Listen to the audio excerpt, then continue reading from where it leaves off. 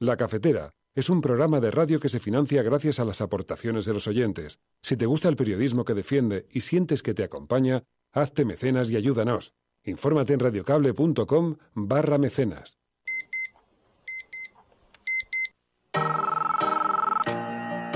Son las 8:30 de la mañana. Las 7:30 en la Casa Museo de José Saramago, en Tías, Lanzarote. Buenos días, mundo. ¿Quieres un café? En el programa La Cafetera de Radio Cable.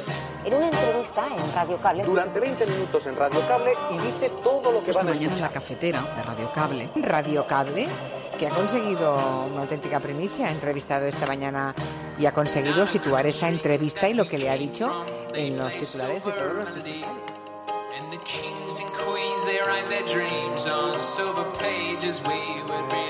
La Cafetera de radiocable.com.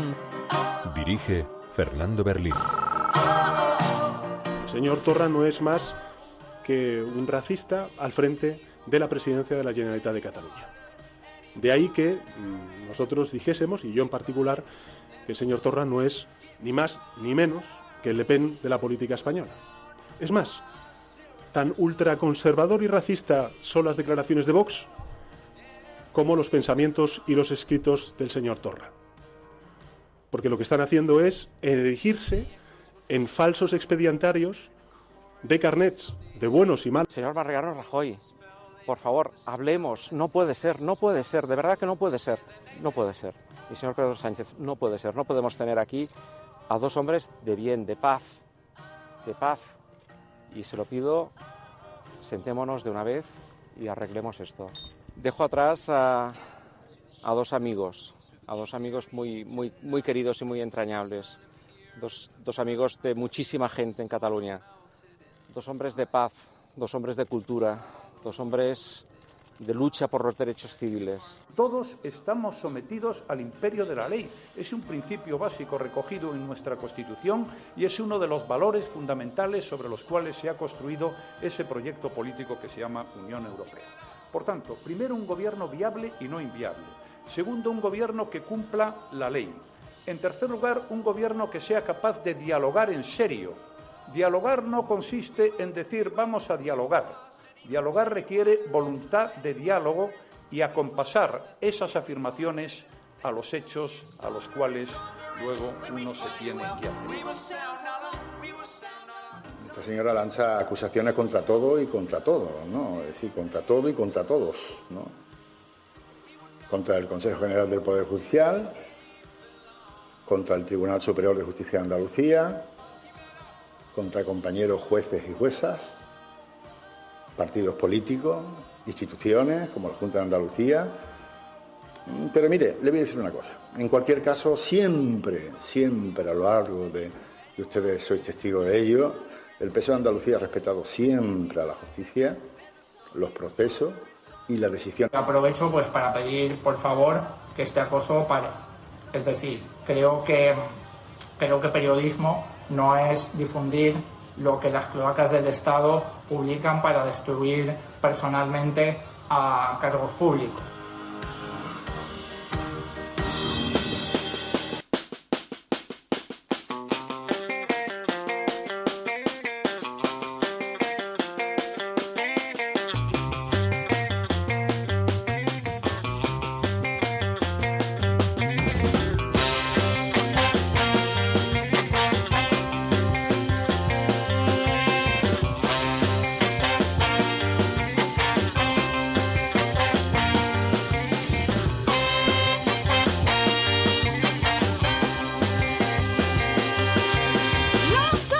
Muy buenos días, cafetera, bienvenidos una mañana más a este programa en el que tratamos de explicar lo que está ocurriendo en este mundo tan complejo, tan convulso, tan lleno de matices y tan poco contado.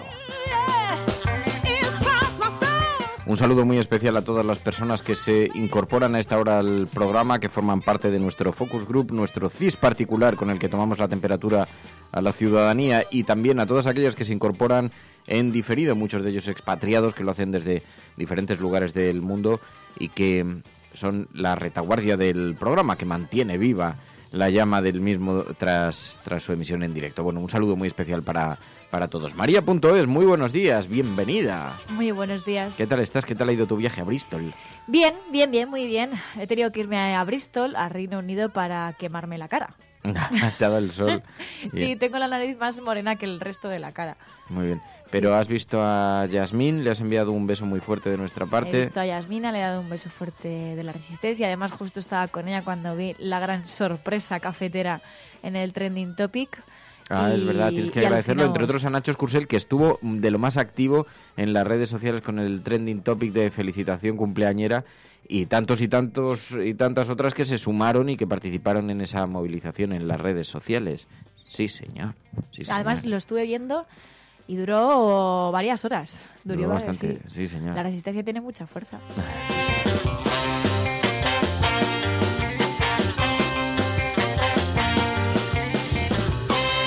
Bueno, pues bienvenida de nuevo, María.es, María Navarro, y muchas gracias a todos aquellos que habéis participado en esta movilización, cibermovilización. Bueno, hoy tenemos muchas cosas de las que hablar. Vamos a hablar con Nazanin Armanian, es una escritora, es politóloga iraní que vive en España desde hace muchos años, es licenciada en Ciencia Política, ha trabajado en la UNED como profesora tutora de Ciencias Políticas y en Relaciones Internacionales. En la actualidad escribe en numerosos medios de comunicación sobre las crisis de Oriente Medio. Estábamos buscando a alguien que nos pudiera aportar una cierta luz sobre lo que está ocurriendo en Gaza. Nos encontramos ante probablemente la cárcel a cielo abierto más grande del mundo, y en este conflicto, en los meses que lleva de conflicto desde que se anunció que el traslado de la Embajada de los Estados Unidos, sabéis, a la ciudad de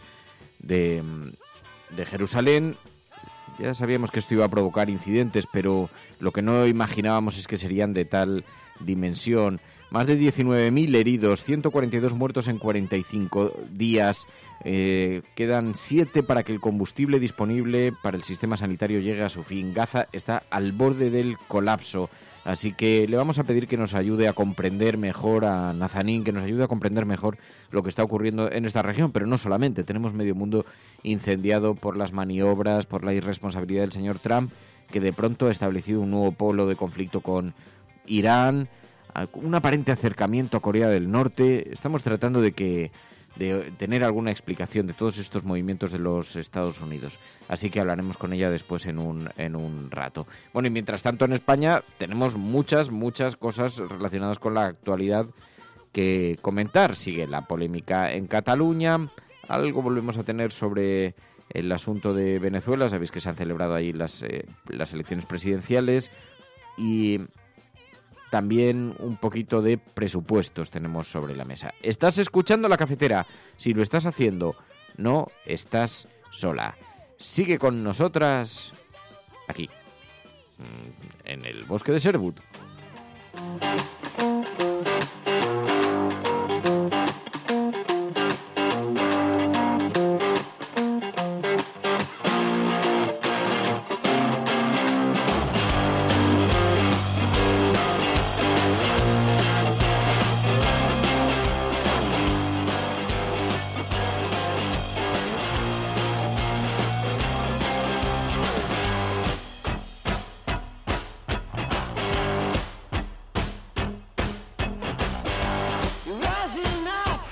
Bueno, por eso, como hoy vamos a tratar el asunto de Gaza, el hashtag elegido en el programa por el grupo hashtag es #LaCafeteraCoto de Gaza. #LaCafeteraCoto de Gaza, porque mientras Gaza está al borde del colapso, la comunidad internacional mira para otro lado. #LaCafeteraCoto de Gaza. Y os pedimos que lo utilicéis en Twitter para comentar el programa y para que podamos ordenar la conversación y esta suerte de asamblea paralela que se genera en torno al mismo programa. También ya sabéis que hay un número de teléfono 627-002-002, 627-002-002. Es el WhatsApp del programa, donde podéis enviar vuestras notas de audio, unos 30 segundos, ya sabéis, y con un pequeño titular en texto para que podamos ordenarlas también y no nos salte de pronto una nota de audio sobre una obra de teatro cuando estamos hablando, por ejemplo, de Gaza. Así organizamos los WhatsApps. 627-002-002. Ahí tenéis el número de teléfono.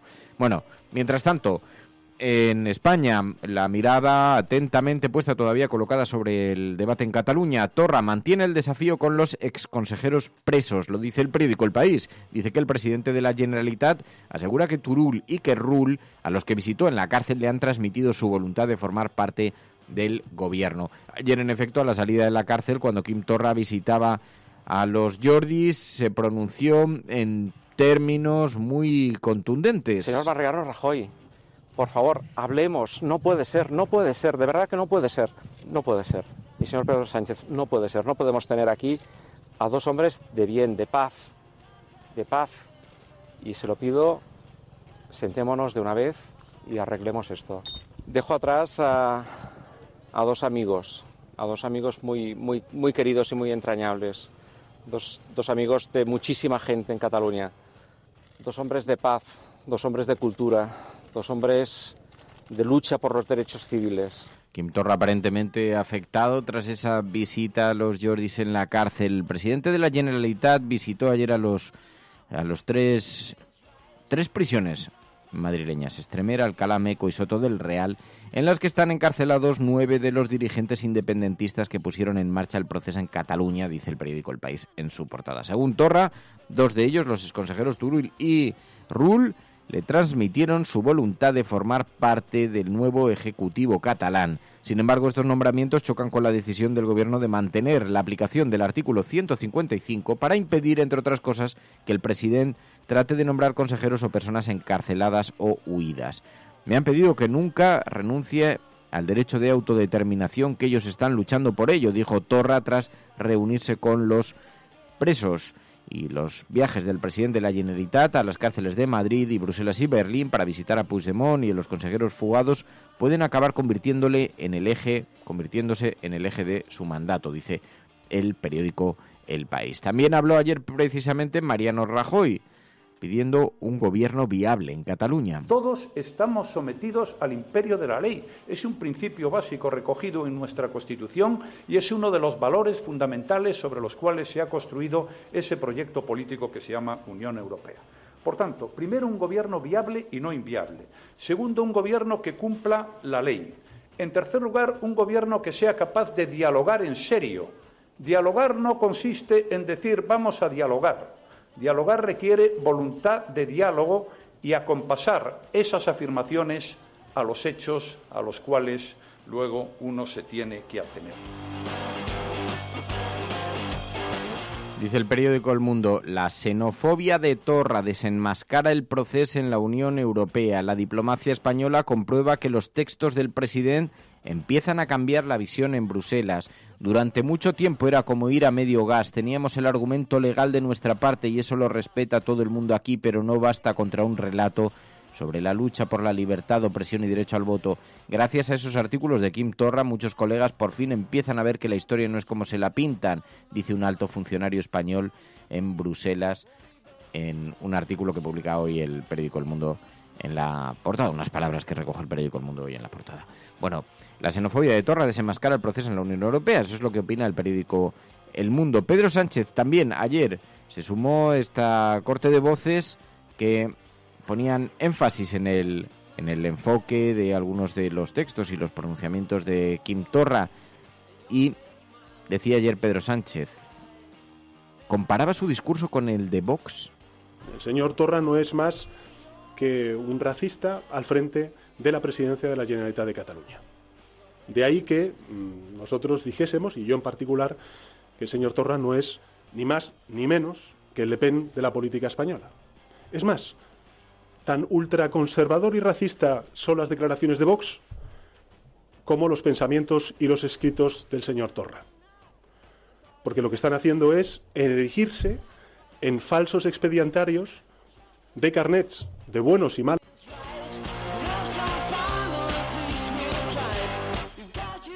Lo que resulta verdaderamente increíble es que la crisis no se resuelve, no termina de resolverse y continuamos un día tras otro con prórrogas permanentes, pero todo sigue bloqueado y además con una situación francamente preocupante. Bueno, estás escuchando La Cafetera. Si lo estás haciendo, no estás sola.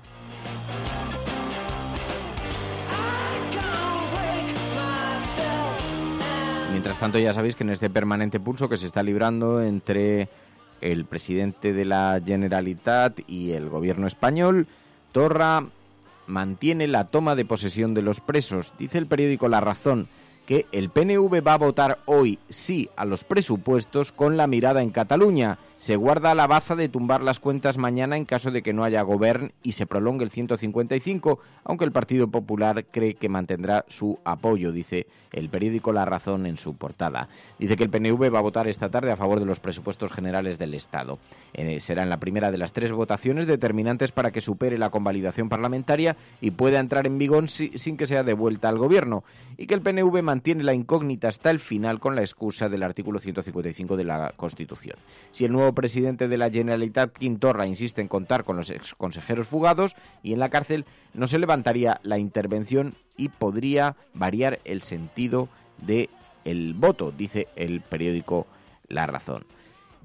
Esto en su portada, mientras que si vemos la portada de La Vanguardia, nos dice que Rajoy va a mantener el 155 pese a la votación del presupuesto, que el presidente reclama a Torra un gobierno capaz de dialogar en serio y que el PNV deja abierto hasta mañana su apoyo a las cuentas, dice este periódico, que habla también de la visita de Quim Torra a los políticos encarcelados. Y escuchamos en efecto a otros partidos políticos también hablando de ello, a Inés Arrimadas de Ciudadanos. Todas las decisiones que ha tomado y que estoy convencida que tomará el señor Torra son un desafío a la legalidad, un desafío a la mayoría social de Cataluña, un desafío a todos los españoles y, en definitiva, un desafío a la democracia.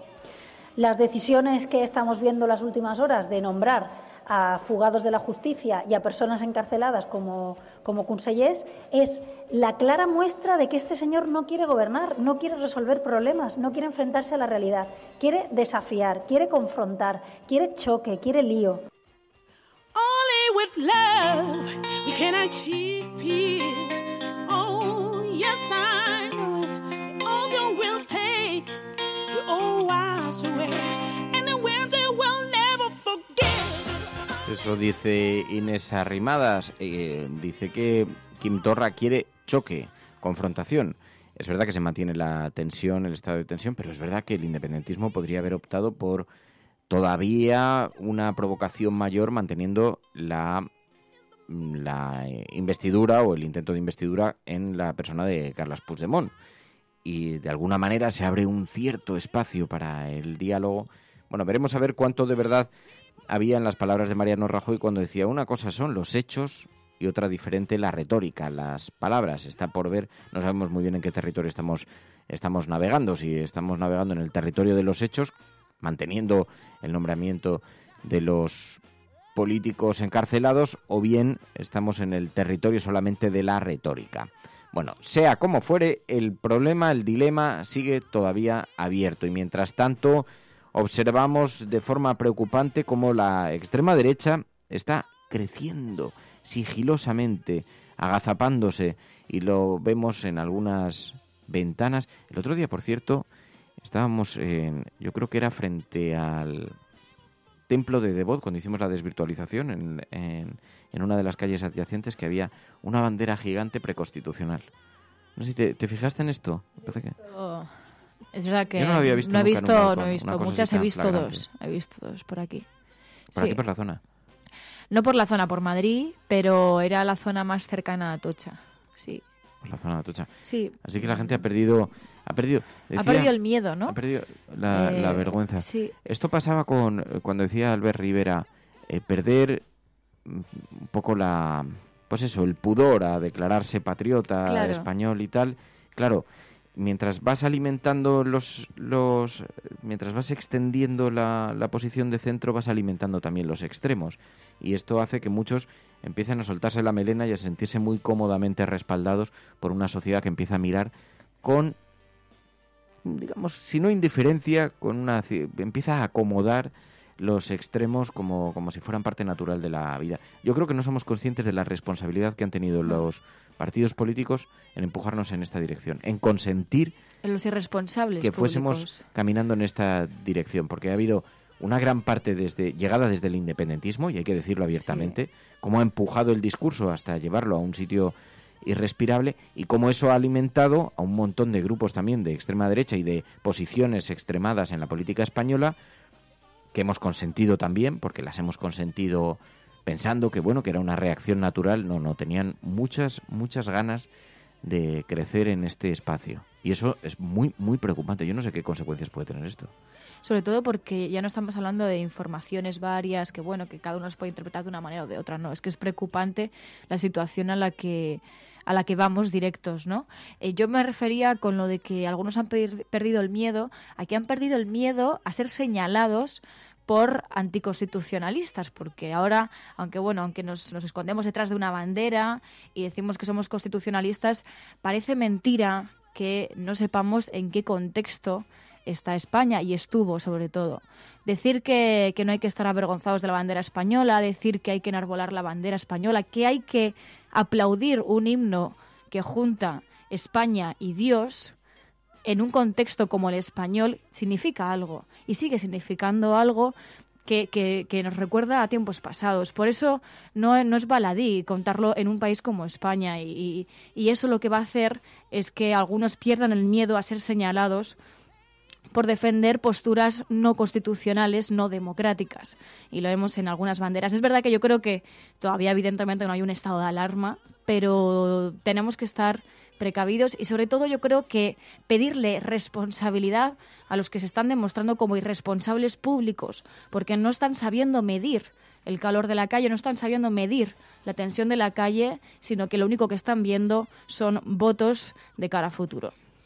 Muy interesante. Hoy hay un texto, lo he retuiteado por si lo queréis ver, de Roger Senserrich, dice egócrata en Twitter, en Internet, lo conoceréis muchos de ellos, uno de los autores de Politicón, y es politólogo, y hace un análisis sobre discursos, y entonces ha escrito un texto que se llama Copiar a Obama, pero sonar como Primo de Rivera. Copiar a Obama y sonar como Primo de Rivera. Y entonces utiliza parte del texto que pronunció este fin de semana Albert Rivera, el líder de Ciudadanos. Sabéis que pronunció un discurso de esos que pretenden ser históricos.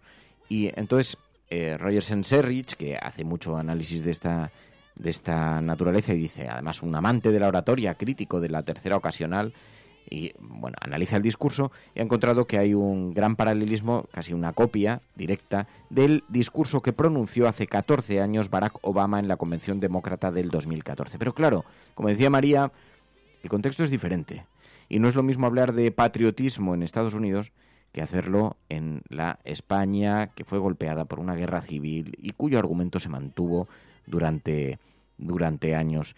Y ya os acordáis ayer de las palabras de Rivera: recorriendo España no veo a rojos azules, veo a españolas. Palabras prácticamente calcadas del discurso de Barack Obama, una de las citas más recordadas del discurso de Obama, y que después le llevó a la presidencia, porque fue el discurso. Pero claro, dice Roger Senserrich, hace precisamente ese análisis: las ideas presentes en el contexto político español, las divisiones políticas e identitarias de España, que no son raciales, como sí lo son, por ejemplo, en Estados Unidos.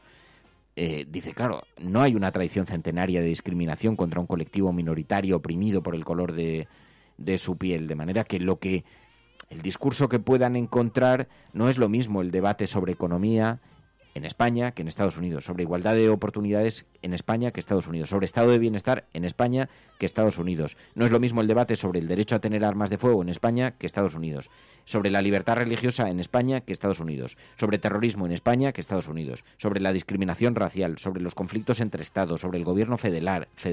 Es decir, no podemos tratar de importar un discurso, porque aquí hay contexto y aquí hay una historia. Y además sabemos precisamente los tintes dramáticos que tiene nuestra propia historia. Por eso, cuando hablamos de patriotismo, embobados por el cine norteamericano que probablemente ha acompañado la infancia del señor Albert Rivera, se le olvida que está hablando en un contexto muy concreto. Cuando hablamos de idolatrar una bandera, estamos hablando de un contexto muy concreto. La bandera española tiene un significante, de la misma manera que lo tiene para los norteamericanos la bandera norteamericana, pero es claramente diferente uno de otro. Y esto conviene no olvidar. Lo que pasa que para eso se necesita una cierta mentalidad compleja. Así que mientras el señor Albert Rivera, de una forma absolutamente irresponsable, está alimentando el fervor nacionalista español, se está olvidando de que eso tiene un contexto muy concreto en nuestro país y que tiene unas raíces que se hincan profundamente en el fascismo y, por cierto, en el franquismo, que todavía tiene algunas instituciones muy bien cogidas. Estás escuchando La Cafetera y si lo estás haciendo, no estás sola.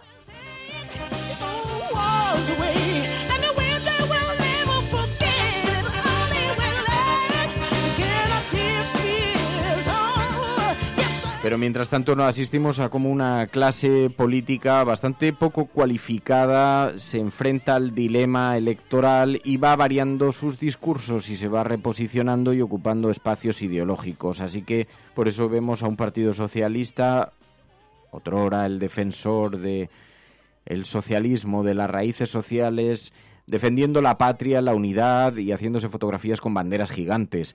Ha pasado ya un año desde que Pedro Sánchez fuese reelegido para la Secretaría General del Partido Socialista. A pesar de las encuestas, dice que se encuentra con más fuerzas que nunca y que ve muchas posibilidades de poder gobernar.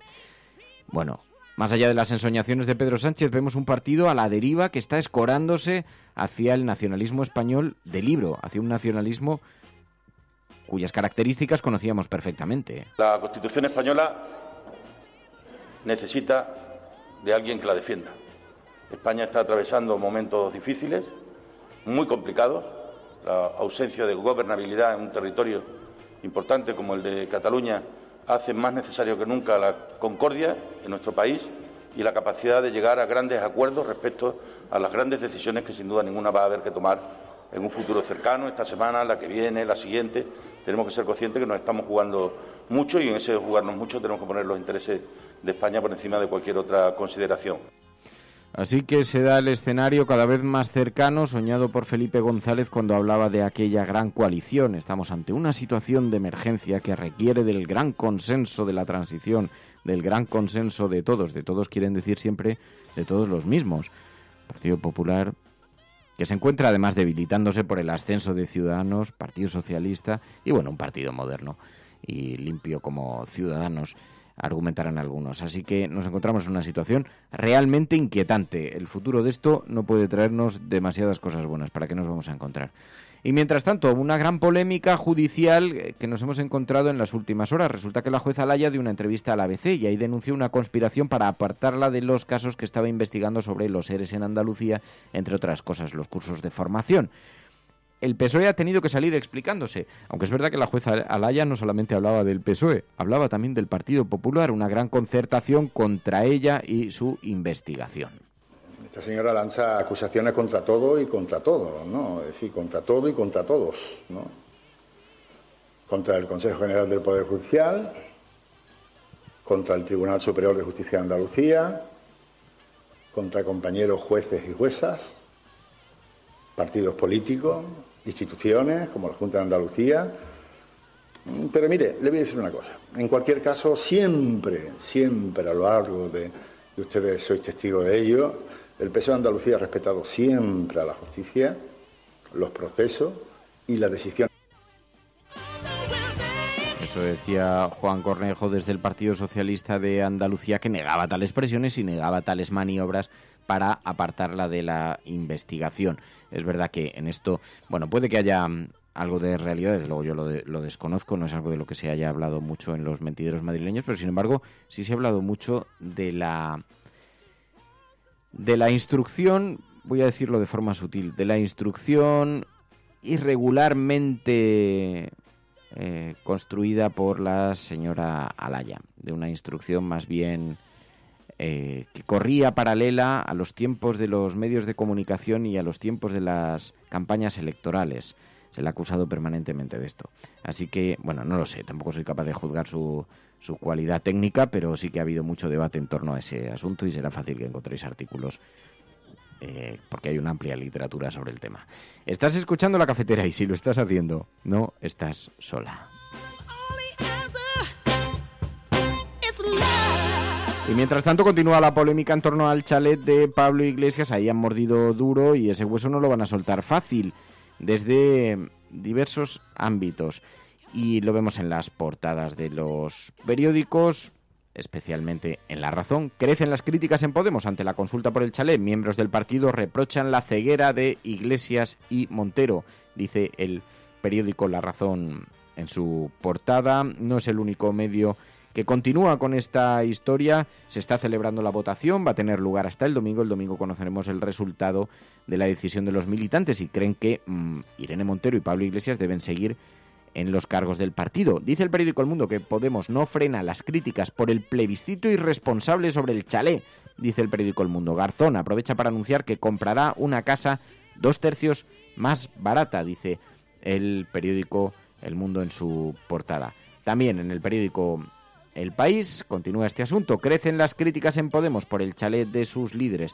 Es curioso porque aunque esto lo dice El País en su portada, nos encontrábamos hace solamente unas horas con un titular y que ahora ya no encuentro, pero que existía, yo lo he visto, que era algo así como que Podemos frenaba las críticas, conseguía frenarlo gracias a la tensión que se estaba produciendo por la extrema derecha. Sabéis que han colocado un cartel en su casa, que habían colocado en la fachada. Arrecian en Podemos las críticas hacia la consulta. No. Bueno, el caso es que el titular ha desaparecido llamativamente. Mira, la próxima vez debería grabar todo. Debería tener una especie de vídeo que grabase todos los... Porque los titulares, lo que pasa ahora en... Claro, ya no recuerdo.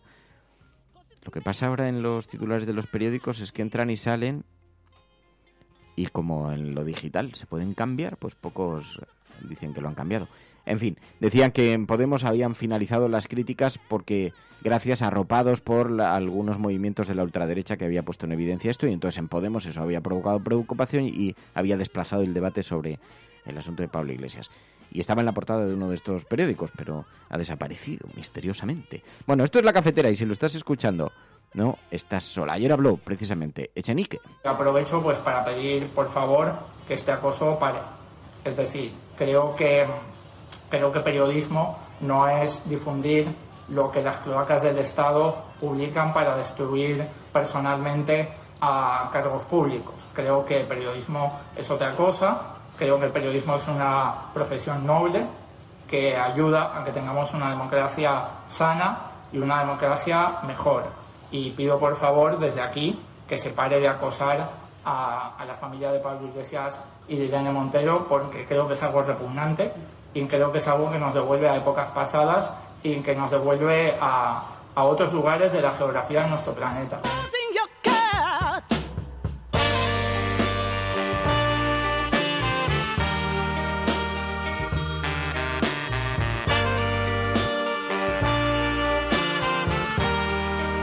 Bueno, eso decía Pablo Echenique. En efecto, el titular, no, sí que existe, sigue, continúa y está en la portada de eldiario.es. Es la portada, es el enfoque elegido por eldiario.es. El acoso de la extrema derecha, yo creo que lo he visto en otro medio, pero bueno.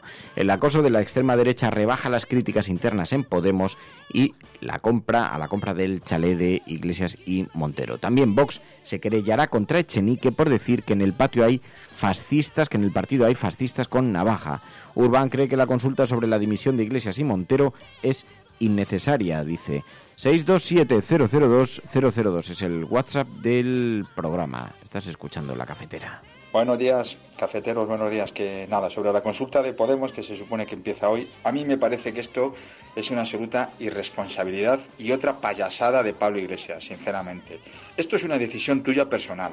Has querido pasar de vivir de alquiler a comprarte un casoplón de 600.000 euros en la Sierra de Madrid. Tienes todo el derecho del mundo. A la derecha fascistoide la paras diciendo es mi dinero y me lo gasto donde quiero y llevo todo el derecho del mundo. No robo, no estafo, es mi derecho. Y se terminó.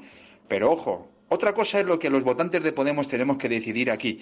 Y dentro de un año, cuando tengamos que decidir nuestro secretario general al que queremos votar para presidente del gobierno, yo desde luego como votante de Podemos no quiero a Pablo Iglesias. A mí ya no me representa. A mí una persona que su estilo de vida consiste en irse a un casoplón, insisto, de 600.000 pavos en la Sierra de Madrid, a mí eso me supone un insulto a los votantes de Podemos. Venga, gracias a todos y buen día.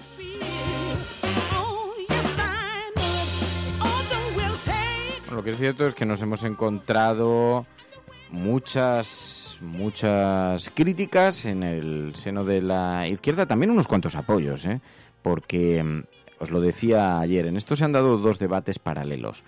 Por una parte, está quien cree que en efecto se trata de, primero, hacerle el juego a la derecha, entrando en este asunto. Hay otros que piensan que, independientemente de eso, esto hace mucho daño a la izquierda por el discurso de la coherencia, de debemos vivir como el resto de la gente, en fin, por todos los debates que hemos estado, todos los argumentos que hemos estado escuchando a lo largo de estos días. Pero también hay una cierta hipocresía en eso, en un Congreso de los Diputados que tiene a buena parte de sus diputados los tiene hipotecados, y con hipotecas, muchas de ellas más altas de la que ha pedido Iglesias. Pero es verdad que el debate está en la calle, y el debate está ahí colocado, y se va a celebrar una votación hasta el fin de semana, cuyos resultados conoceremos el fin de semana. Bueno, escuchas La Cafetera. Si lo estás haciendo, no estás sola. Su secreto es la travesía nocturna. Se orientan entre sí, palpando oscuridades, trenzando brumas. Son los que rompen el cristal, los perseguidos, los supervivientes, los niños salvajes, los hermanos de la primavera y el dolor. Su casa es la casa 100 veces derrumbada y 100 veces vuelta a construir. Su casa no tiene techo, y es la tuya y la mía también. Son los que desentierran los labios ocultos para hablar. Nunca fuimos héroes. No seremos héroes. Si acaso niños que tiran piedras a los trenes, ballenas arponeadas dispuestas a resistir. Cuando nacimos ya habían traducido el mundo en un lenguaje equivocado. Las cifras estaban destinadas. Las fórmulas tenían veneno. Tuvimos que aprender a respirar debajo del agua y seguimos esperando que la piel del tiempo no nos vuelva locos. No olvidamos de qué está hecho el camino. No olvidamos.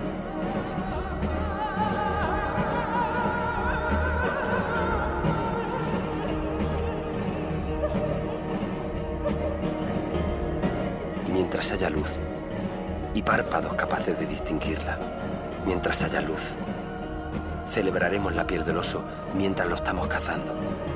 Agarraremos la sartén por el fuego. Y si no hubiera luz, si no la hubiera, buscaríamos un faro en la tormenta. Construiríamos la luz.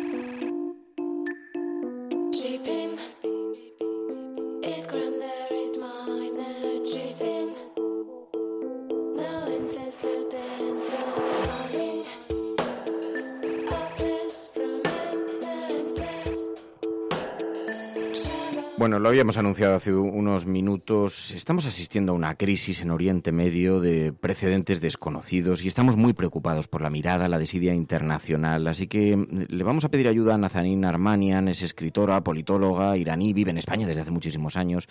Es licenciada en Ciencia Política, ha trabajado en la UNED como profesora tutora de Ciencias Políticas en Relaciones Internacionales. Es una gran experta en Oriente Medio y le queremos pedir ayuda a Nazanin Armanian. Muy buenos días. Buenos días. Bueno, en primer lugar, muchísimas gracias, Nazanin, por atendernos. Estamos muy preocupados por las imágenes que estamos observando. Llevamos días ya de conflicto en Gaza. Quedan 7 días para que el combustible disponible para el sistema sanitario llegue a su fin. Gaza está al borde del colapso. La desidia internacional es abrumadora y estamos asistiendo a una crisis que era anunciada. Se sabía que el traslado de la Embajada de Estados Unidos a Jerusalén podía provocar este estallido, estos incidentes. ¿Qué persigue entonces Estados Unidos con esto, Nazanin? Sí, mire, a ver, el conflicto de Palestina es un componente más de los conflictos de Oriente Próximo. Mire, desde la caída de la Unión Soviética, Estados Unidos ha intentado recuperar esta región que contiene cerca del 60-65% del gas y el petróleo del planeta. Este es el primer motivo. Y el segundo motivo es que Estados Unidos está muy lejos de esta región, donde están sí sus rivales, China y Rusia. Por lo tanto, montar guerras para traer otra vez sus tropas ha sido una de las políticas verticales, digamos, de Estados Unidos. Entonces, mira, hay una importante diferencia de la política exterior de Trump con respecto a la política de Obama. Por eso ahora nos sorprende esta intensidad de los conflictos de Oriente Medio que sucedió también con Bush. Y es lo siguiente, que Obama pensaba que el principal enemigo del imperio estadounidense era China. Por eso prometió salir de Irak, de Afganistán, hacer las paces con Irán para concentrar esas tropas alrededor de China. Lo que sucede con Trump es que los neocon han vuelto a su administración, a la administración de Estados Unidos, y vuelven a Oriente Medio por dos razones. Primero, para contener a Irán por las presiones de Arabia Saudí e Israel, y luego para contener a Rusia a medio plazo. Y el conflicto, esta provocación de trasladar la embajada a Jerusalén y luego romper el acuerdo nuclear con Irán, son dos motivos para intensificar el conflicto en la región. Una cosa que nos llama la atención ha sido la polémica que ha desatado el traslado de la embajada, porque en efecto vemos que hay una gran provocación y a la vista está la respuesta, pero ¿por qué se considera una provocación? ¿Cuál es la razón, digamos, por la que el pueblo palestino, más allá de la cuestión puramente formal de ver cómo se ha establecido ahí, más allá de las presiones que ejercía Israel para que esto tuviera lugar finalmente, pero cuál es la razón por la que es acogida de esta manera? Mire, es que los otros presidentes de Estados Unidos no trasladaron la embajada a Tel Aviv, a Jerusalén, incluso Bush, que era tan próximo a Israel, no lo hicieron, pero dejaron que Israel poco a poco ocupara más territorios palestinos, que convirtiera prácticamente Jerusalén en su centro político. O sea, lo hicieron, pero de forma discreta. Que haya hecho Trump esto es absolutamente una provocación, porque lo que quiere es provocar más tensión en la región, vender armas, aparte de que también tiene un compromiso con su base social en Estados Unidos, también quiere ocultar el escándalo sexual que le puede llevar a los banquillos, el escándalo sexual suyo y luego el escándalo de corrupción de Netanyahu, que también puede acabar en los juzgados, ¿no? O sea, han creado una cortina de humo innecesario, porque, digo innecesario, ha dejado de momento a cientos de muertos, ¿no? Pero esto va a aumentar. Lamentablemente no hay fuerza a nivel internacional ni en los estados ni a nivel popular que pueda contener esto. ¿Cuánto tenemos que preocuparnos por el estallido de inestabilidad en Oriente Medio? Porque vemos que son muchas crisis paralelas. Hemos visto paralelamente, decías, el cambio de la política de la administración Obama al cambio de la política de Donald Trump. Por ejemplo, el acuerdo nuclear, de no proliferación nuclear en Irán, que se ha roto. Esto también nos provoca una enorme preocupación. ¿Cuánto tenemos que estar inquietos? Mucho, muchísimo.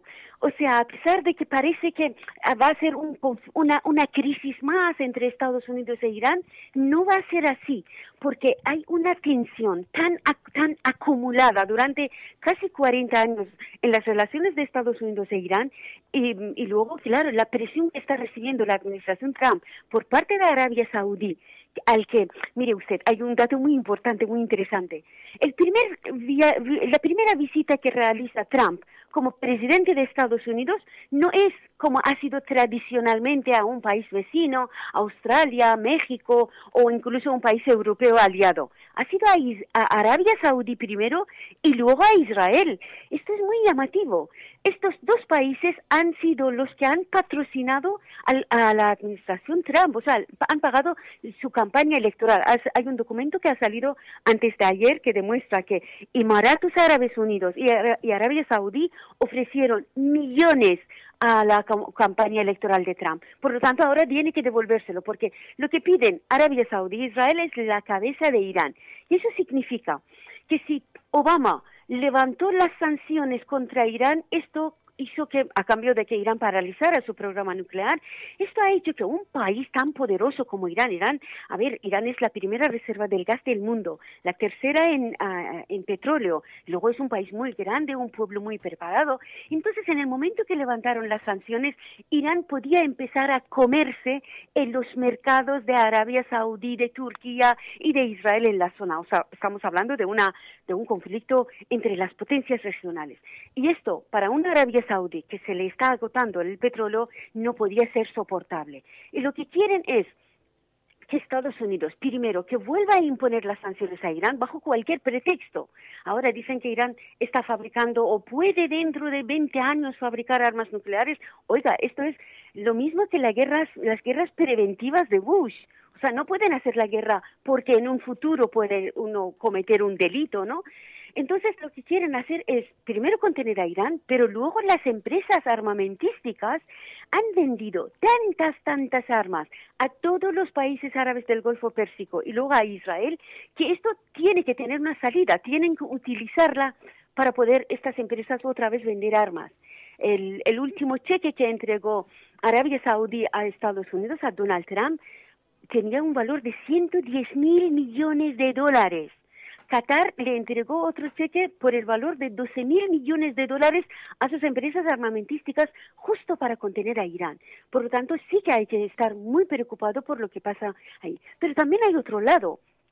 Estamos hablando de Estados Unidos, pero también en propio Irán hay un sector del gobierno iraní, sobre todo los militares y el sector ultraderechista, digamos, fundamentalista del régimen que es Ayatollah Khamenei, no les importaría una guerra, aunque sea de baja intensidad, mientras puedan controlarla, para poder, por ejemplo, desbancar al presidente Rouhani, que es más moderado, ¿no? Porque la situación interna de Irán es tan grave, la crisis económica, hay mucho paro, hay presiones contra las mujeres, contra las minorías étnicas, minorías religiosas, que el país puede estallar en cualquier momento. Por lo tanto, una guerra puede ser una forma de exportar la crisis interna hacia afuera, que Irán tiene además en esto experiencia con la guerra de Irak. Irán alargó la guerra contra Irak en los años 80 justamente para aplastar al movimiento reformista y progresista de Irán. Claro, dice, ahora estoy leyendo algunos comentarios de los oyentes, dicen, es que parece que esto es un conflicto que nunca acaba, el de Israel y Palestina, pero es que son numerosas cuestiones, porque hay asuntos internos de los propios países, de las regiones, hay asuntos comerciales directamente de diversos mercados, diversas materias primas, hay un gran asunto, el energético global, que afecta a todos los países, de manera que hay una gran batalla por la imposición de lo global. Y la reacción internacional, porque vemos, por ejemplo, Naciones Unidas. Hace unas horas hemos sabido que han acordado una investigación por la muerte de los manifestantes en Gaza. ¿Se puede esperar algo de esto? Absolutamente nada. Nada.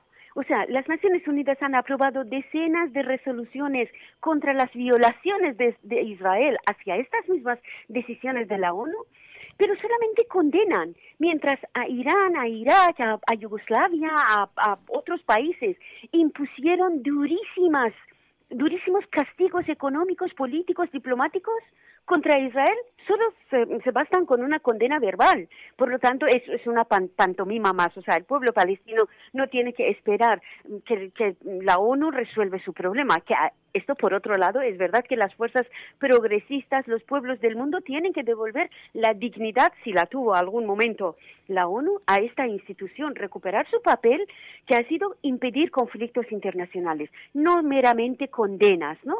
Las Naciones Unidas está prácticamente secuestrada por Estados Unidos, que desde el Consejo de Seguridad de la ONU veta cualquier resolución contra Israel. Por tanto, yo creo que en caso de Israel, este conflicto dura demasiado tiempo porque Israel necesita territorio, necesita agua y necesita petróleo. Y estos tres elementos para una potencia como Israel, que es un país muy pequeño, pero es luego muy poderoso militarmente, estos tres elementos están en los países vecinos. Mire, en este momento, si está ocupando los territorios palestinos, se está llevando el petróleo del Kurdistán iraquí. Por eso, esto ha sido uno de los principales motivos de derrocar a Saddam Hussein y destruir el país, para que Israel o Turquía se llevaran, Turquía como país de la OTAN, se llevara el petróleo de Irak, que es la segunda reserva del petróleo mundial. Luego, también les interesa a las potencias extranjeras imperiales, digamos, mantener un foco de tensión en Oriente Medio para utilizarlo en cualquier momento contra los demás países. Mire, hay un dato que se le ha escapado a los medios de comunicación que es primordial.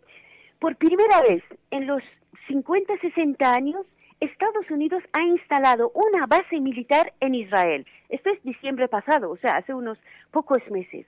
¿Por qué? Porque Estados Unidos, además de tener a Israel y su ejército a su disposición, también ahí ha instalado una base militar. Esto quiere decir que está preparando nuevas y grandes guerras.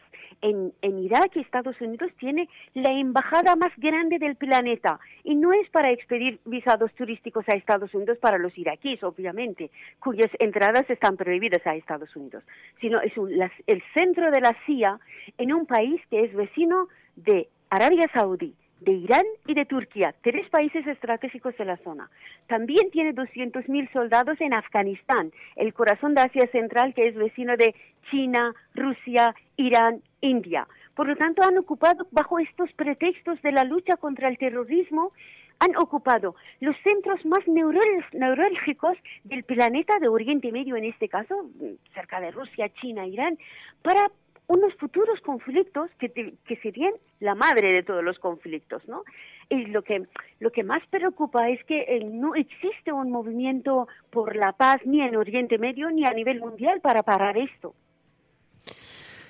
Nazanin Armanian, Nazanin, te agradezco muchísimo tu ayuda y te voy a pedir que nos dejes llamarte de vez en cuando para que se escuchen, porque tengo la sensación de que no solamente la desidia se produce en los organismos internacionales, sino también en la propia mirada de los medios de comunicación sobre la esencia y la naturaleza de este conflicto. Nazanin Armanian, muchísimas gracias de corazón. Gracias a usted. Un saludo. From this day forward, it's going to be only America first. America first. Hemos hecho historia. El cielo no se toma por consenso, el cielo se toma por asalto. En la confrontación electoral venezolana entre uno... Yes, we can. Yes, we did. Bueno, yo creo en la democracia y por tanto yo creo no, hombre, no era instructora, no, hombre, no, es que no tienes ni idea. El enemigo es Daesh, el terrorismo yihadista. Cuando nosotros decimos que vamos a bajar los impuestos todavía más que ahora, tenemos credibilidad. Más allá de la agenda setting, está la agenda de los oyentes de la cafetera. Buenos días, cafetera. Parece lo que les pasa es que no sale el referéndum como ellos quieren. Entonces la lección sería: no hagas un referéndum si no lo vas a ganar. Que es la única salida al problema territorial. La verdad es que no creamos en la democracia. En lo que empezamos a no creer es en las encuestas. Que conozco votantes de Izquierda Unida que estarían dispuestos a votar. Tu colaboración es importante. Ayúdanos retuiteando la dirección de este programa. Hagamos que se nos oiga. Hagamos que se nos conozca. Radiocable.com.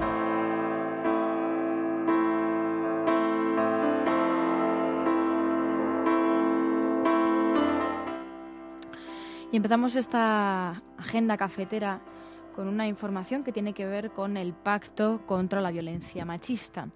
Acuerdo unánime en el Congreso para asegurar en los presupuestos los 120 millones a las comunidades autónomas del Pacto contra la Violencia Machista. Todos los grupos del Congreso llegaron este lunes a un acuerdo para que los 120 millones comprometidos a comunidades autónomas y ayuntamientos en el Pacto de Estado contra la Violencia de Género se incluyan finalmente en el proyecto de ley de presupuestos generales del Estado para 2018. El Gobierno defendió que las comunidades debían cumplir con el pacto a través de sus propios recursos, aprovechando los fondos de la financiación autonómica. Según explicó la propia ministra de Sanidad, estos recursos aumentaron en el proyecto de 2018 precisamente para que las administraciones pudieran ejecutar estos compromisos. Finalmente, Decían desde Infolibre que con el visto bueno del Partido Popular, la enmienda transaccional que se votará este martes garantizará el cumplimiento de lo aprobado en el Pacto de Estado contra la Violencia de Género, en donde el Gobierno se comprometió a invertir 1.000 millones en los próximos 5 años, es decir, 200 millones anuales. Además de los 120 para comunidades y municipios, el proyecto de ley de presupuestos ya reservaba 80 millones para políticas del Estado. Y nos vamos hasta una información, nos tenemos que ir hasta Aragón. Berto Salesa nos decía que pusiésemos atención a la falta de recursos, en concreto al Hospital Obispo Polanco, que solo podrá operar urgencias en verano si no hay refuerzo de anestesistas. Este es uno de los ejemplos de ese abandono que sufren ciertas zonas. La falta de especialistas en anestesiología en este hospital de Teruel está obligando a reorganizar la actividad quirúrgica del centro sanitario con una importante reducción de las intervenciones con anestesia general. Esta situación podría agravarse durante el verano. Y además nos enviaba hoy otra información que tiene que ver precisamente con la anterior. El servicio de radiología del Hospital Obispo Polanco, este mismo hospital de Teruel, a medio gas por falta de especialistas, y decían que este verano las resonancias se derivan a un centro concertado y solo habrá mamografías para pacientes que tengan síntomas. Efectivamente nos encontramos con esto, pero luego algo que va a dar que hablar seguramente esta mañana será la decisión de Willy Toledo, que en lugar de acudir al juzgado por esas palabras que pronunció en Facebook diciendo que se cagaba en Dios, en vez de acudir al juzgado dará una rueda de prensa con artistas como Javier Bardem o Leo Bassi. Lo publicaba de hecho en su cuenta de Facebook y decía: mañana, martes 22 de mayo, he sido citado de nuevo a declarar ante el juez por un presunto delito contra los sentimientos religiosos y de nuevo tampoco pienso asistir. Sin embargo, a esa misma hora daremos una rueda de prensa en la parroquia San Carlos Borromeo, entre Vías, y participarán en la mesa. Pues empezaba a enumerar todas las personas que van a participar él mismo, y luego también decía con el apoyo de compañeros actores como pues Javier Bardem, Alberto San Juan, Leo Bassi, Natalie Poza o Pilar Castro. Y esto seguramente acabe dando que hablar, y nos lo habíais enviado también varias de vosotras, nos habíais dicho que pusiésemos atención en esto. Pero algo de lo que decía Maite, que no había visto mucho revuelo entre la opinión pública, es sobre una información que nos remitía a través de Ana Garrido y también que se había publicado en algunas versiones digitales de periódicos. El senador del Partido Popular, Pedro Agramunt, abandona el Consejo de Europa tras las acusaciones de corrupción y sobornos con prostitutas. Este senador del Partido Popular, acusado por el Consejo de Europa, como decimos, de corrupción y sobornos con prostitutas, dejará su puesto a ese organismo a petición propia el próximo mes de junio por el hartazgo, la presión y por miedo. Decía: no quiero perjudicar al Partido Popular. Agramunt anunció su decisión antes de la reunión que tiene precisamente este martes con la dirección de su partido en el Senado, y en la que dará explicaciones sobre las investigaciones y las sanciones que le ha impuesto el Consejo de Europa por infringir seriamente el Código de Conducta. En concreto, durante 10 días no podrá desempeñar las labores de observador electoral ni ser designado presidente o vicepresidente de una comisión o subcomisión de la Asamblea del Consejo de Europa. Así que ha sido un tirón de orejas en toda regla. Pero yéndonos a otros temas, nos enviabais también varias personas la información de Save the Children. 825 menores migrantes desaparecieron en 2016 tras llegar a España solos, según Save the Children. Salambre enviaba la información y decía que la ONG denuncia en un nuevo informe los fallos del sistema de acogida de menores migrantes no acompañados, que deriva en que España pierda su rastro. Concretamente, 2.500 menores migraron solos a España en 2017, lo que supone un 60,4% más que el año anterior. Desde la propia ONG, desde Save the Children, decían: el objetivo de este sistema de acogida no es el desarrollo e integración del menor, sino que buscan no incentivar la falsa idea del efecto llamada. Pero también en este contexto podemos sacar una buena noticia, y es que, como nos enviaban Isabel y Mamen, Badalona ficha como socorristas a refugiados formados por la ONG Proactiva Open Arms. Este mes de mayo acabará el curso de socorrista destinado a personas refugiadas y demandantes de asilo que Proactiva Open Arms inició en diciembre. Y esta semana la playa del Coc o de Badalona acoge ya las prácticas finales de los 9 aspirantes que empezarán a trabajar en junio. Como decimos, con el inicio empiece la temporada alta flota de bañistas. Se incorporarán a los servicios de socorrismo que Proactiva ofrece en la costa catalana y tendrán un puesto fijo en las empresas. Así que a través también de ONG se puede conseguir esta integración. Y Nacho Cuevas nos enviaba un tuit, decía otra tropelía más, y si a eso le añadimos que esta noche cierran el primer paso a nivel, empieza la encerrona, decía, esta noche va a ser movidita en Plaza del Soterramiento, nos decía.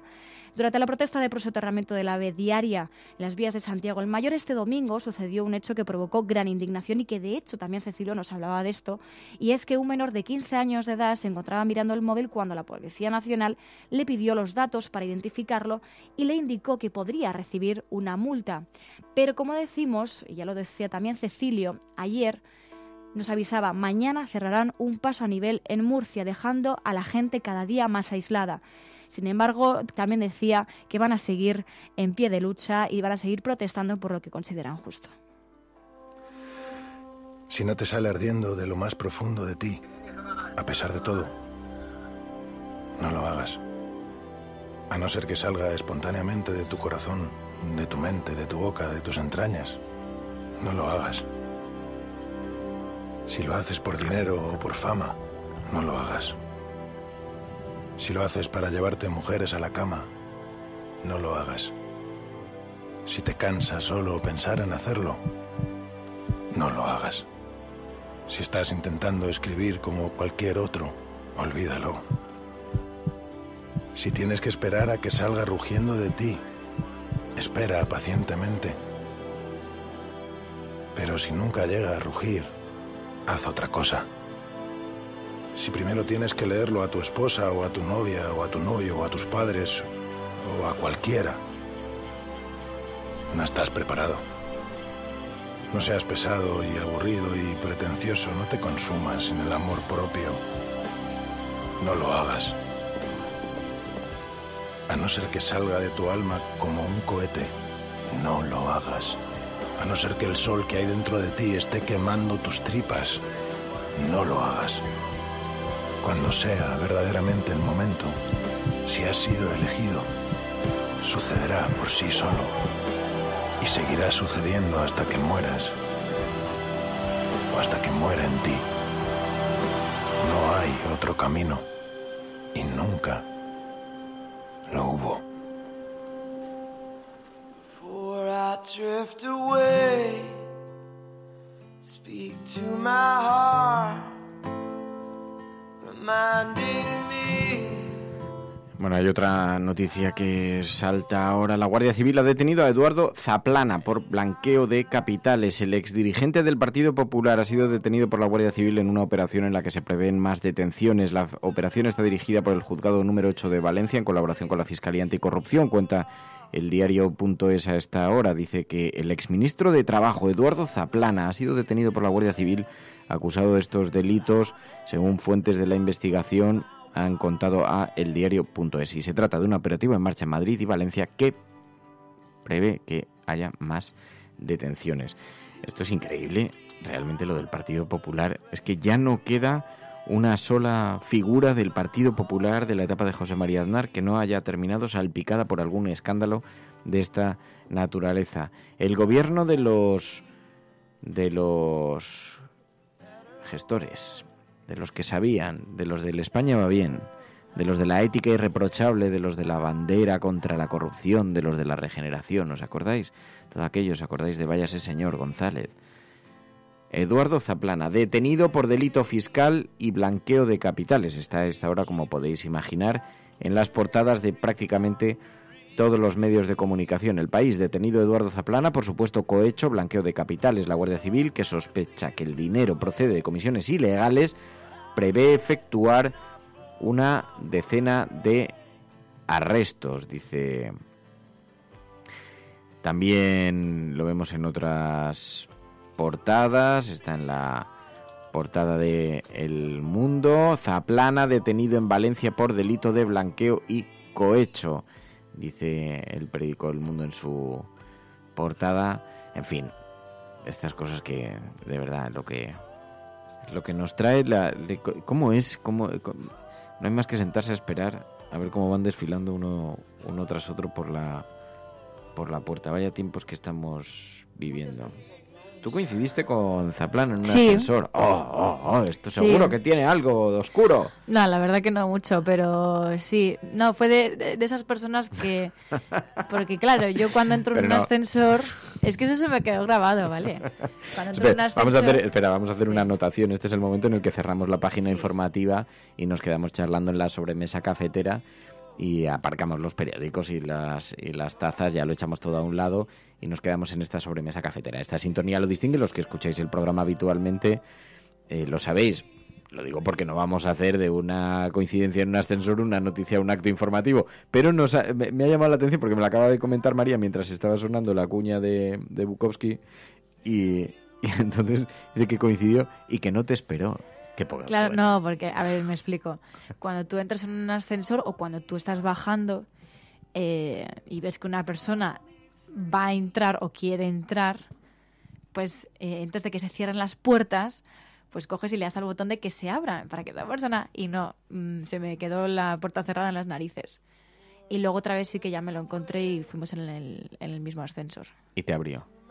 No sé si entré yo antes o cómo fue. Pero sí, fue como... Ay, voy sola en el ascensor con Zaplana. Y ya está. No tuvo mucho más misterio. Yo coincidí con él en un hotel. Llevaba... Y esto no es broma, hace un montón de años. Y es que estaba pensando, es que me encontré... Estaba él y había otro líder del Partido Popular, pero no me acuerdo del nombre. Que era un hotel una vez que estuve esquiando hace un montonazo de años y él llevaba una especie de mono de color amarillo o naranja brillante, de estos súper cantosos, súper cantazos, qué cosas. Me hace gracia. ¿El qué? Porque Demonia dice, dándole repetidas veces al botón de cerrar las puertas pensando, corre, corre, cierra que viene un bot ruso. Claro. No, es que estaba viendo porque coincidí también... Pero no sé si me parece que era Carlos Iturgaiz, creo que era Carlos Iturgaiz, porque también en el mismo hotel, el hotel tenía una especie de spa muy cutre, que en realidad era una especie de jacuzzi, era muy cutre porque era muy, muy chiquitín, muy pequeñito, y entonces estaba sentado con un amigo y entonces Iturgaiz vio el spa y había como un hueco, y entonces se lanzó y se metió también, pero era imposible porque meterse suponía expulsar al resto, porque salvo... de eso que te chocas las piernecillas con los pelillos así en el agua y que te están haciendo como cosquillitas y todos. Claro, primero estaba yo con mi amiga ahí hablando, era mi amigo Miguel, estábamos de chapoteo, de charleta, y de eso que estábamos ahí, pues eso, disfrutando de lo que es un bañerazo. Y entonces llega, le vemos a distancia y seguimos hablando como no tendrá esto de meterse aquí en medio de la conversación porque en un sitio tan pequeño, en una cosa así, y entonces fue directo, se metió y entonces todos los pelillos juntados ahí con los pelillos y claro, al final ¿qué terminó haciendo? Porque nos levantamos y nos fuimos y se quedó todo ancho, todo. Sí, esa era una estrategia. Esto es como una vez que salgo a la terraza, al principio cuando llegué a esta casa hace un montón de años, hace 20 años, y entonces voy a salir a la terraza y de eso que hay... unos vecinos en la terraza, sabes que aquí hay muchas terrazas enfrente, están todas, se ven unas con otras. Y entonces salgo a la terraza y había unos vecinos recién llegados, pues estábamos todos recién llegados al edificio en la terraza. Y entonces digo, qué corte salir ahí, porque te están viendo, esta es una terraza pegada con la otra. Y entonces mi amigo Nico, que de estas cosas de psicología humana sabe mucho, me dice, eso se resuelve saliendo en calzoncillos. Dice, una vez sales el primer día en calzoncillos, todo el mundo le impone tanto la situación, le provoca tanta incomodidad, que no vuelve a salir ni Dios. Dicho y hecho, salí en calzoncillos. ¿En serio? He monopolizado las terrazas. Pero... Bueno, ahora han llegado vecinos nuevos, tengo que volver a salir en calzoncillos. ¿Qué tipo de calzoncillos? Joder, Mary, no me hagas profundizar en esto. Calzoncillos, a mí siempre me han parecido... Pero de verdad, o sea, de vamos a hablar pantalón...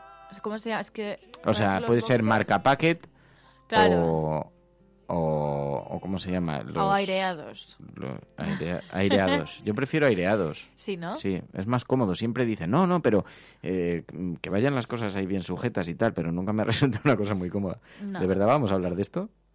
No, era por saber un poco el detalle y ya está. Bueno, no porque tenemos una cosa importancia. puede provocar más curiosidad, ya está, no hay más. Depende, supongo que depende de quiénes sean los vecinos, como todo. Pero es verdad que triunfé. Son los vecinos, son el alcalde el que elige a los vecinos, o ¿cómo era? Fer, eres muy antiguo, hay que salir en bañador tipo Borat. Eso es un poco verdad. Dice, como Dani Mateo. Dice, eran con transparencias, Fer. Marca Packet se llamaban así, ¿no? Se llamaba Marca Packet. ¿Cómo se llamaban esos de cuando éramos niños? Que eran de color negro y con una banda roja en un lateral.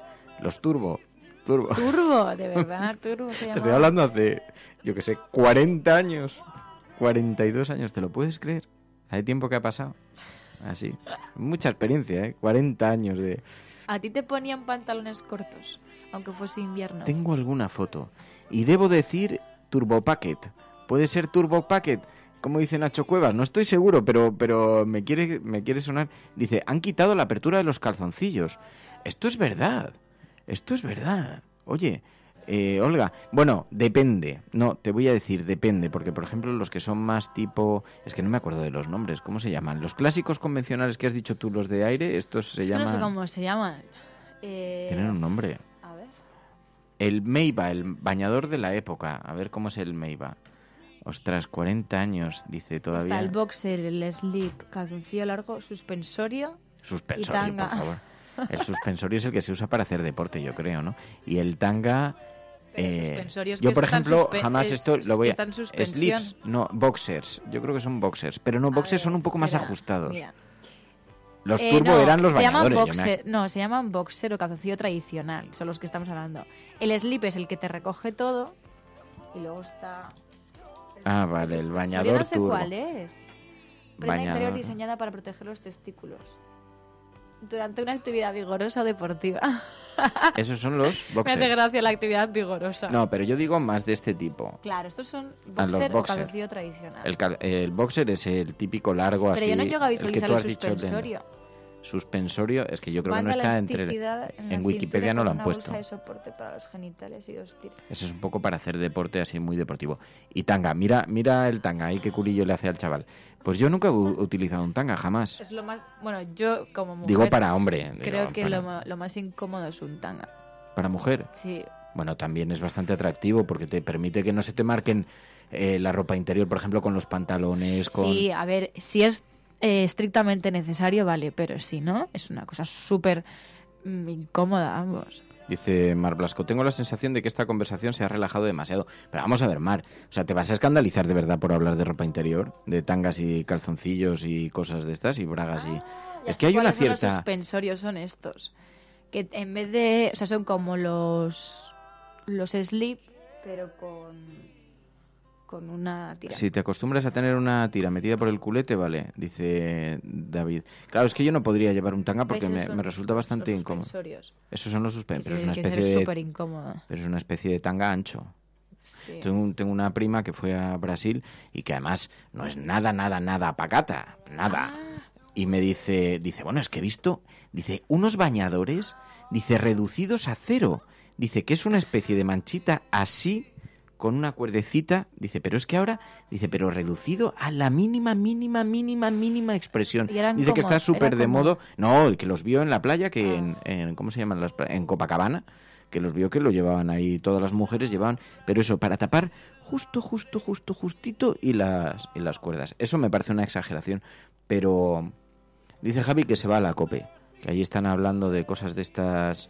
Ahora, pues debe ser, el Rosario debe estar a punto, a ver. Pero allí no hablan del tanga y de todo esto. Falda escocesa con tanga. Para el día a día prefiero llevar los huevos prietos, para correr no llevo. Pero esto están diciendo. Claro, depende un poco de la terminología. Que luego está lo de la terminología. Y luego para las chicas sería también súper cómodo llevar los boxer, ¿sabes? Sí. Pero mira, yo esto lo veo mucho mejor, llevar unos boxer... Bueno, no lo sé, porque depende también. Pero llevar unos boxers lo llevo mucho mejor que la típica braga faja. No la braga faja antigua, porque esto tiene su gracia. Pero la típica braga que se marca en los pantalones así, que dices... Hay algo de pacatería en eso también. O sea, dices... Porque es un poquito ahí... No son muy cómodas tampoco. Son costumbristas.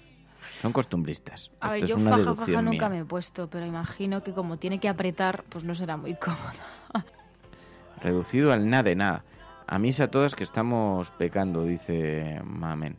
Luego, bragas de cuello vuelto. Los boxers son sueltos. Los boxers son bastante... A mí me resultan lo más cómodo. Es verdad que depende también de la prenda que lleves y en fin, pues todo esto... ¿Pero por qué hemos acabado hablando de esto? Ah, por lo de salir a la terraza e imponer tu presencia. Ahora es que tengo vecinos nuevos. Ahora ya nunca sabes, porque claro, salgo a la terraza y luego te cae... Cuidado luego en el ascensor, que no te van a abrir la... Claro, no te abren la puerta, salen corriendo. Pero abanderado con apertura de algodón. Estos eran los antiguos, con las aperturas así laterales que sacabas un poco ahí la cola como entre lado, y eso era bastante incómodo. Ay, Dios. ¿Por qué? A ver, en esto comodidad ante todo. Claro, pero es que alguien estaba diciendo en el chat, le estaba diciendo una chica, dice, mira que os estoy escuchando, no sé cómo hemos pasado del ascensor a los calzoncillos, dice Comodín, pero... Alguien decía por aquí, dice, es muy gracioso ahora en el baño de los chicos todos con los pantalones bajados y el culete al aire. Dice, antes sacabas y... Hombre, también depende, no hace falta que te lo bajes del todo, puedes abrir un poco la cremallera y... Pero estas cosas a mí me pasan... El otro día vi un experimento, me enviaron, no sé a qué grupo de WhatsApp. Se llama pene, caballero, no cola. En esto, espera, en terminología ahora tenemos que hablar, porque esto es interesante también. Saca un libro de texto. No, perdón que te he interrumpido, Mary. ¿Qué estabas diciendo? No, me iba a ir con otro tema. Termina lo tuyo y... Ah, no, lo de la terminología, porque yo, por ejemplo, siempre era bastante bastante pacatillo para el lenguaje y las cosas que manejaba y tal. Pero es verdad que una vez tienes un crío pequeño, todo eso pasa. Entre otras cosas porque te empieza a preguntar, entonces le dices, ¿cómo le digo que se llama? ¿Pene? ¿Vagina? ¿Vulva? Es como un poco... A mí me parece gracioso cola. Cola me parece simpático. De hecho, un día me dice, oye, papá, ¿el demonio tiene cola? Y digo, pues sí. Y dice, ¿pero cola delante o cola detrás? Y digo, pues no sé, supongo que tendrá delante y detrás. Pero vamos, vaya usted a saber. El demonio, decía. El demonio icónico. ¿Se reproduce? El demonio iconográfico. ¿El demonio se reproduce? Igual si no se reproduce no. No, pero hay posesiones demoníacas que están relatadas desde los inicios de la historia, supongo. Supongo, ¿no? Sí. Digo yo, el que crea en las cosas demoníacas y todo eso. Pero es así. Que un día me preguntó por la reproducción humana. Habíamos estado viendo... La verdad es que no debería contar estas cosas porque el pobrecito que va... Cuando sea mayor me va a mirar y me va a decir, tronco, ¿tú de qué vas? O sea... Pero... Bueno, hasta que sea adolescente. Pero bueno, pero no, es verdad. Estaba bien... Pilila no se le puede denominar. O sea... Dice, jajaja, el demonio. Dice... Angélica. En Mallorca, si no recuerdo mal, decíamos... Angélica tiene un perro precioso. Tiene un perro muy bonito, con un pañuelito. Es un perro muy simpático. Le llamaban Angélica, Cuca. Me gusta tu perrito. A la cola le llamaban Cuca. Pero, por ejemplo, claro, ¿cómo dices? Es que hay en todo una cierta pacatería. Yo creo que es el mejor. Porque dices, a ver, llegas al médico... Dices, oye, que estas cosas pasan, o sea, lo digo para que todos aquellos que les sorprenda mucho esto. Hola, mire, me duele el ahí. ¿El ahí has dicho? El ahí. Yo nunca he dicho eso. O lo pones en plan técnico, buenos días, me duele la vulva. ¿Sabes? Oiga, no... No, tampoco vas a llegar y vas a decir... Hola, me duele el coño. ¿Sabes? Yo tengo alguna amiga que habla así, o sea, que es como... A ver, no sé, pues no, me sale del coño. No tienes que explicar... La vagina, pene, caca.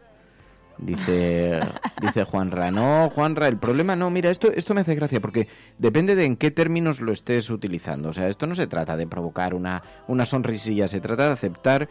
Es que es verdad, yo creo que a los críos hay que enseñarles con una cierta... A ver, madurez, dentro de que hay nombres y nombres. Pero tampoco me parece... El otro día, porque como fue el cumpleaños de mi hermana, pues le llevé así unos libros.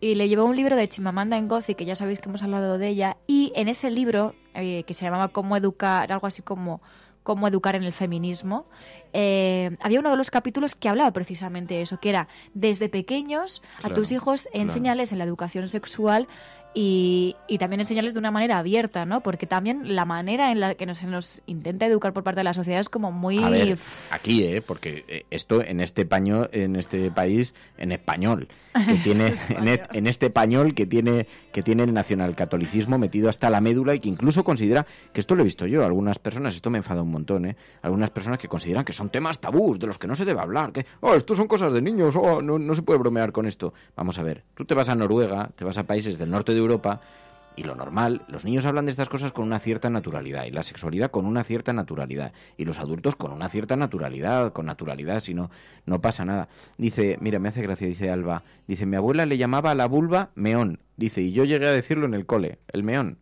me duele el meón. Es un nombre muy bonito. Ese sí que es un nombre muy costumbrista, el meón, me duele el meón, me molesta el meón, o tengo que ir al... Sí, o cuando eras más pequeña a lo mejor le preguntabas a las abuelas, ¿no? Y les preguntabas, pero ¿y tú cuánto...? O sea, cuando estabas embarazada también ibas al campo. O sea, le preguntabas cosas que a ti te parecían muy normales y tal, y les costaba contestarte ciertas cosas. Sí, no, claro, era como que se ruboriza, que también es normal, porque ya se han vivido una época totalmente distinta, pero se ruborizaban. Esto es como la música que pusimos el otro día, las cantantes estas, que decían, nos comemos el coño. Y entonces... Me mosqué con un amigo, no voy a decir tu nombre para que no te enfades tú conmigo, pero me sentó un poco mal, le digo, ¿qué te parece? Y me dice, me parece un poco cacaculo pedopis. Y entonces estaba ya escribiendo el mensaje diciéndole, perdone usted, señor Don Maduro, no sabía yo que habíamos elegido el territorio Opus Dei para nuestras conversaciones. Digo, pero ¿será posible? Digo, pero ahora es que nos va... Pero no es... Mira, mi madre decía pesetilla, dice Teresa, mi madre decía pesetilla. Ahí, en la pesetilla. Esto es el oscurantismo, os lo digo, que esto es churramora, cimbel matutino. Cimbel matutino, dice David. El pene cimbel es lo más aséptico. Ya no me van a invitar a Radio María, eso es seguro. Y dice, claro, estás pensando en Capitán Fantastic, Fer. Tiene un poquito de eso. Dice, mi hijo de 11 años enlaza de seguido hasta 20 sinónimos diferentes. ¿20 sinónimos diferentes? ¿Quién ha enlazado eso? Espera, pitilín, también eso. El urinador. Dice José David, ¿y por qué pene y no polla? La RAE lo recoge también. Polla es como un poco fuerte, un poco agresivo, o sea, hay como... Sí, no sé de dónde vendrá llamarle polla. Pues del pollo, la polla, no lo sé. Bueno, no sé cuál será la razón, pero la raíz. Pero es como... Hay muchas maneras de decir las cosas, también depende, el medio es el mensaje y el contexto es diferente, no es lo mismo que diga polla... Pues no lo sé, ya no sé a quién referirme. Sí, pero polla es como más coloquial. Sí, pero... Si alguien se acaba de conectar, que no se asuste. ¿Está usted escuchando? No, iba a decir un nombre de una emisora de radio católica, pero claro, ya llegados a este punto, cualquiera dice nada. Berga, Badajo, Nutria. Esos son otros nombres. Llamémosles por su nombre, dice Juan. A ver, a las cosas por su nombre. Dice, serán más de 15 los nombres para referirse al pene. Esto es un artículo de Georgina Montalvo en Chicago Tribune. Se llama polla porque está encima de los huevos. Pues polla nunca lo había porque pensado. Está encima de los huevos. Joder, pero me parece una manera, ostras, inteligente. Claro, pero tiene sentido. Tiene bastante sentido. ¿Te lo puedes creer? Ahora, ¿no resulta paradójico el debate paralelo de por qué de estas cosas no se hablan habitualmente, así en la radio? O sea, no retrata algo y dice, no, es que de esto no se habla. No, en serio. Vale, que ya sé que no lo habéis dicho con este interés y no me voy a enseñar con este tema. Pero tiene algo de paradoja, ¿no? O sea, hay ciertas cosas como que las damos como por hecho, que no se pueden comentar, que no se pueden decir muy alto. Bueno, sí podemos hablar así en pequeñito, pero con la boca pequeñita y tal, nos han acostumbrado. Yo creo que alguien flipará si entra así de repente en el chat del programa o en el hashtag. Pechina, pesetilla, minga dominga. Dice, hay como muchos nombres para los diferentes. El chichi. Mira, dice Viviana Simmer y yo prácticamente me acabo de reconectar, no te asustes. Bueno, tú ya nos conoces. Pistolita, pistulín. Hombre, pichita, pero es otro nombre. La cola es como más gracioso.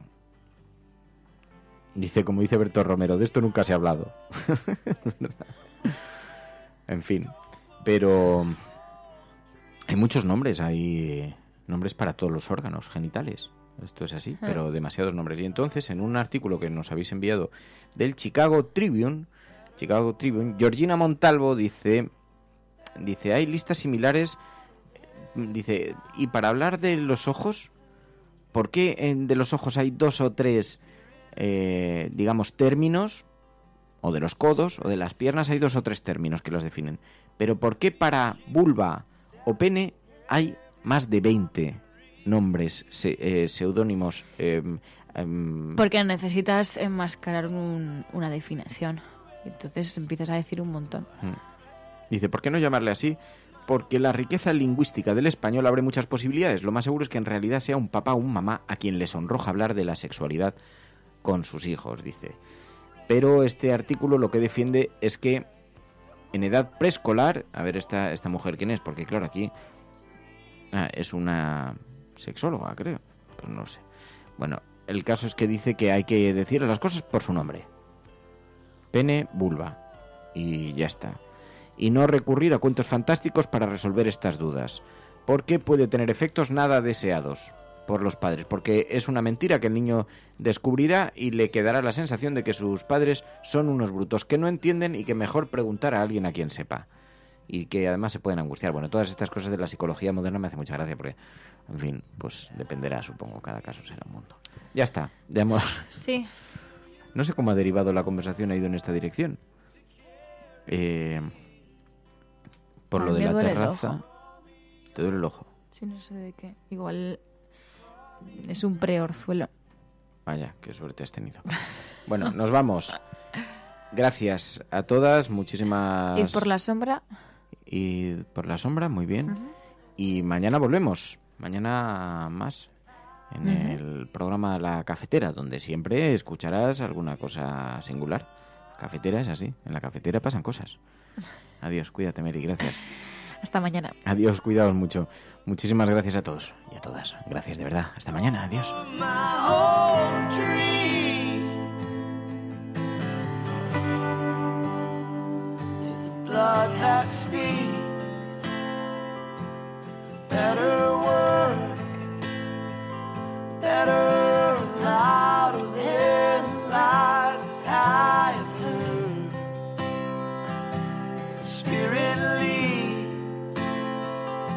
Spirit sings, let me keep it step ahead.